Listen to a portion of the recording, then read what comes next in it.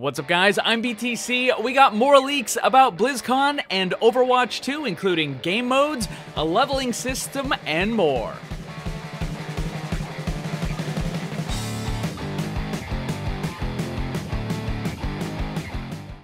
Before I get into the leaks, there's a couple of quick news items that I want to let you guys know about. First up is that it appears Nintendo is not very happy with Blizzard right now. There was supposed to be a launch event for Overwatch on the Nintendo Switch, and Blizzard just kind of didn't show up. They abruptly canceled, and they didn't even announce it. Nintendo had to announce the cancel for them, and they just don't seem very happy with it. They're also allowing a special refund policy on Overwatch for the Nintendo Switch because it is a digital download that you have to get through them.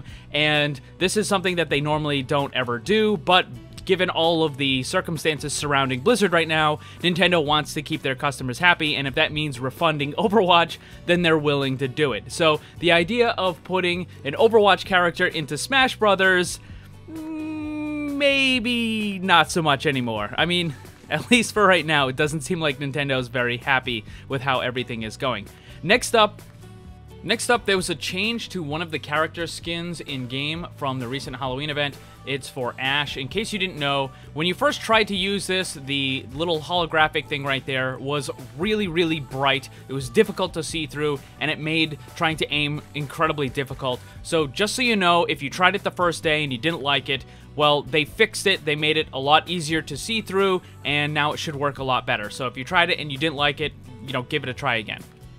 The next thing is that they finally added all of the special holiday event maps into the custom game mode and into the workshop. So you go to settings, you go to maps, and you can see you have Hanamura and also Hanamura Winter, and then Blizzard World, Blizzard Winter, and then Eichenwald Halloween, Hollywood Halloween, Kings Row Winter, etc., etc. So now you can play all of these different maps if you want to, and again, this is only going to be in the obviously the custom game modes and the workshop, but it is now there because this is something that people have been asking for quite a while, and now if you have any sort of special game modes, then here you go.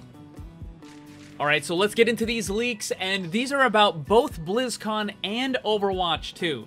The idea of an Overwatch sequel is not anything new. Blizzard has been talking about expanding the Overwatch universe into other games for several years already, and while they do make full-on sequels for some of their games, primarily Blizzard works with expansions. Also, remember earlier this year in the first week of June, we got a different leak for BlizzCon that also supposedly revealed Overwatch 2.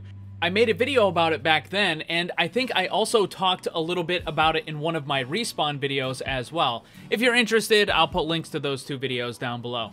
The new leak that we just got seems to confirm a lot of the predictions that I had made back a couple months ago. I predicted that the game would not be a true sequel, but rather an expansion, and now with the release of the Overwatch on the Switch, it seems that that's definitely a more likely scenario because they just released the game, and I can't see them putting out a sequel 6 months down the road and expecting Nintendo Switch players to get that as well. Also, it would divide the player base, and that just doesn't seem like a very good idea. I realize that other companies put out a new version of their game every year with football, basketball, and even some of the Call of Duty games, among others, but I don't think that's what's going to happen. I said the game would be an expansion similar to what we have with World of Warcraft, where you buy the game and you can still interact with all of the other players, but you just can't go into certain areas or level beyond a certain point. I also said that the expansion would likely be focused around a PvE campaign, a game mode environment similar to what we have with the archive missions that we get every year, and other games that have been made in the past, like Valve's Left 4 Dead, where it's a 4-player co-op against computer-controlled enemies. Now, I said that they would likely have a leveling system as well, where you could improve the strength of your characters in that PvE campaign mode, and you could get all sorts of new abilities and changes and all kinds of stuff like that, and power-ups and boosts and whatever, and it would be great for the campaign mode, but it wouldn't have any effect on the characters in PvP. So, like, on the competitive ladder, your leveled up Reinhardt character doesn't get to use extra special abilities, you just get the default normal set that you would normally have.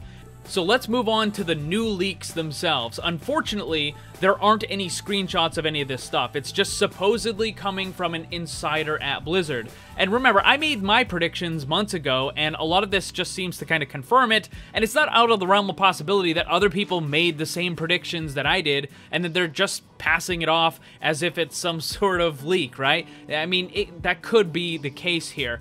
And now, for the leaks themselves, at BlizzCon specifically, the leak said that there's supposed to be a massive animated short that we're supposed to get, you know, normally we would have something every year, but this is supposed to be kind of extra special, and at the very end of the animated short, there's going to unveil the brand new Overwatch 2 logo. And here's the big thing about it, though.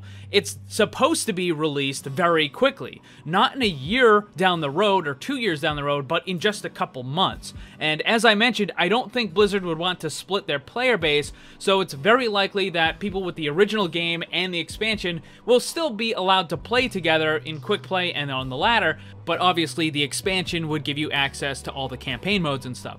And I also think it's very unlikely that they would balance the games differently, and what I mean is that Reinhardt in the original will have the same character stats as he does in the expansion, again, when it comes to the PvP game mode specifically. Now, for the special story event stuff, obviously that's a whole different area with the leveling system and blah, blah, blah, blah, blah. You get the idea.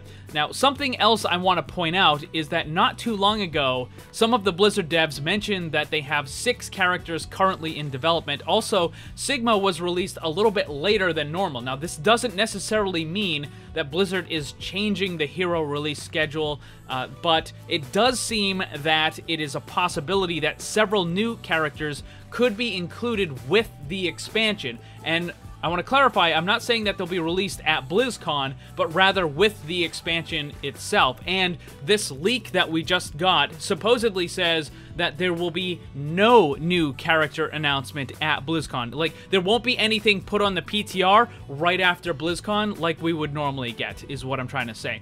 As for myself, I think a PvE expansion might be pretty good and fun to play. Again, I like the Left 4 Dead stuff back in the day. And also, it would be pretty cool if they allowed something similar to what they did in those games with the Versus mode, or what you see in some of the Dark Souls games where you can have players that kind of take control of special enemies and they invade your game. That would be really cool. Like if you're going through your co-op mission and then suddenly a player gets control of one of the Bastions or one of the Orissas or something like that. That would be a pretty cool thing to have.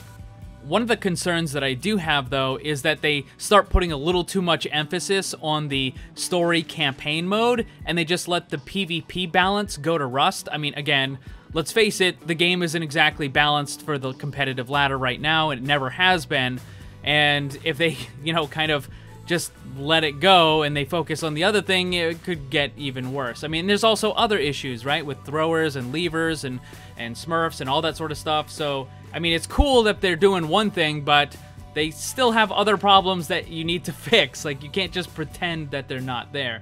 Now, as for the stories themselves, well, as I've said before, the story in Overwatch is pretty bad. It started out decent, it started out solid, but now the current version of the Overwatch story is full of internal inconsistencies. There have been numerous retcons. I think there's over a dozen at this point. It's very clear that some of the Overwatch writers are more interested in pushing their own personal beliefs and biases as opposed to actually making a good story. And this is something quite common that you see in TV and movies. And unfortunately, now that sort of idea and mentality has spread to infect games like Overwatch as well. If you don't quite know what I'm talking about, all you need to do is compare the quality of the story in the first archive event to the most recent one and to some of the other content that they've been releasing recently, and you can see that from then till now, there is a very, very obvious and substantial drop in the quality of writing and storytelling within the game. But even with all that, if the PvE campaign is done well with a good leveling system and perks and all sorts of other stuff, then it's probably still going to be fun, even if the story is just garbo. However, getting back to the good stuff, something that I mentioned before was that with the PvP co-op expansion with the campaign, they're going to have to make more maps. So I mean, you have all these different environments. They can't just keep having the same campaigns on King's Row and Hanamura and stuff. They're going to have to make a whole bunch of more maps. And when they do that, I think that's going to open up more content for people that don't even get the expansion. Because what they can do is they can take those campaign maps and convert them into payload maps or 2 capture point maps or control maps or whatever that can then be used in quick play and competitive.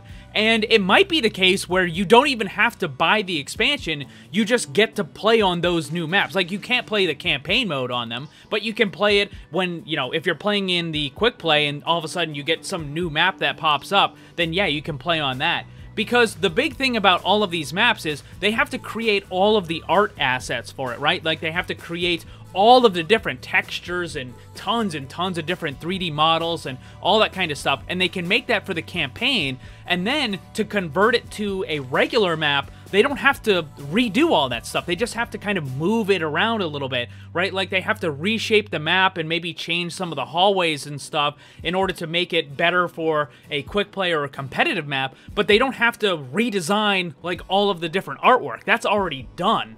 And on top of that, I find it pretty hard to believe that they would add new playable characters in a campaign mode without also bringing them to the regular game.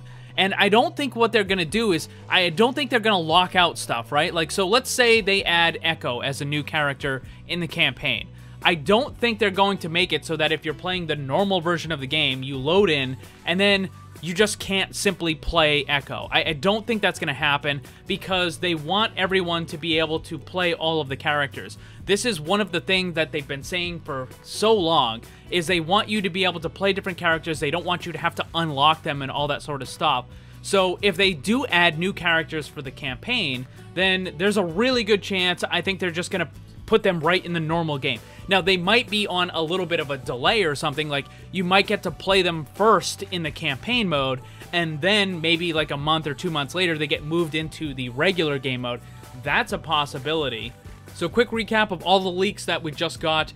At BlizzCon, there's not supposed to be a new character. However, there will be a big animated short that officially announces Overwatch 2 as an expansion and not a standalone game. It will have a PvE campaign mode with leveling, perks, changes to the character, all that sort of stuff.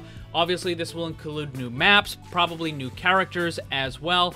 Overall, I can't really say much on whether or not these leaks are true because a lot of the stuff is the same that I predicted months ago. And it could just either be that I'm really good at predicting what Blizzard is going to do, or that someone else came to the same conclusion that I did, and they're just kind of like passing it off as if it's some sort of a leak. So, but what do you guys think? Is Overwatch 2 going to be a real thing? Is it going to be an expansion? Is it going to have a PvE campaign mode? Or is that what you would want to have, or would you rather have them focus more on the PvP aspects of the game? Let me know down below. Thanks for watching, and if you'd like to see more, subscribe and hit that bell so you don't miss anything. Also, come hang out in my Discord server and my Twitch live stream. Special thanks to my Patreon supporters. If you'd like to see what kind of cool VIP rewards you can get, check the links down below. And remember, always blame the controller because it's never your fault.